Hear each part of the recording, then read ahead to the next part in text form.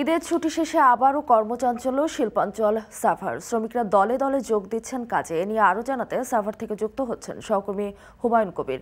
হুমায়ুন, আজ তো সব কারখানা, পোশাক কারখানা খুলে দেওয়া হচ্ছে, কর্মী উপস্থিতি কেমন দেখছেন?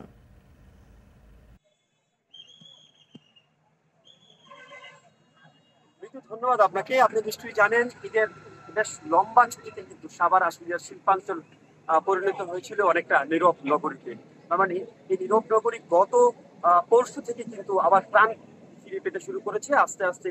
এই নীরব এই নগরীর যারা মূল প্রাণ মানে শ্রমিকদের কথা বলছিলাম, সেই শ্রমিকরা কিন্তু ধাপে ধাপে সাভার আশুলিয়ার শিল্পাঞ্চলের আবার সেই কর্মযজ্ঞে যোগ দিচ্ছেন এবং তারা কিন্তু নিয়মিতভাবে অত্যন্ত প্রফুল্লভাবে কিন্তু ফুরফুরে মেজাজে কাজে যোগ দিচ্ছেন। সকাল থেকে আমরা বিভিন্ন ফ্যাক্টরি ঘুরে দেখেছি যে তারা অত্যন্ত ফুরফুরে মেজাজে কাজে যোগ দিচ্ছেন এবং সাভার আশুলিয়া শিল্পাঞ্চলের মোটামুটি দু একটা বাদে কিন্তু সবগুলো ফ্যাক্টরি কিন্তু আজ একযোগে খুলেছে। সে কারণে কিন্তু আবার যে পুরাতন যে কর্মযজ্ঞ সেটি কিন্তু আবার আজ থেকে শুরু হয়েছে এমনটি বলা যায়। এবং দীর্ঘ লম্বা ছুটির কারণে যেটি হয়েছে, কিছুটা শিপমেন্টের কিছুটা ঝামেলা হয়েছে। মালিক পক্ষের সাথে কথা হয়েছিল, তারা যেমনটি বলছিলেন যে লম্বা ছুটির কারণে কিছুটা প্রতিবন্ধকতার সৃষ্টি হয়েছে শিপমেন্টের কারণে। তবে তাদের প্রত্যাশা, শ্রমিকরা যেহেতু দীর্ঘ রিফ্রেশমেন্টের পরে কাজে যোগদান করছেন ফুরফুরে মেজাজে, সে ক্ষতি হয়তো সেটি হয়তো পুষিয়ে উঠতে পারবেন এমনটি কিন্তু মালিক পক্ষে প্রত্যাশা। এবং শ্রমিকরাও কিন্তু বলছেন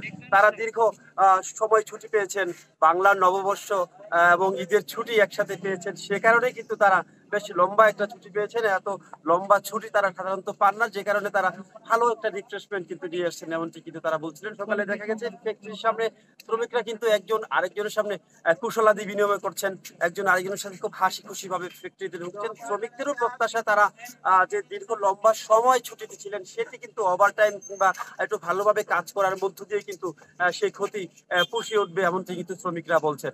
এছাড়া প্রচন্ড গরমের কারণে যাতে কোনো রকমের প্রতিবন্ধকতার সৃষ্টি না হয় সেজন্য কিন্তু মালিক পক্ষ শ্রমিকদের ভেতরের কাজের পরিবেশ শতভাগ নিশ্চিত করছেন।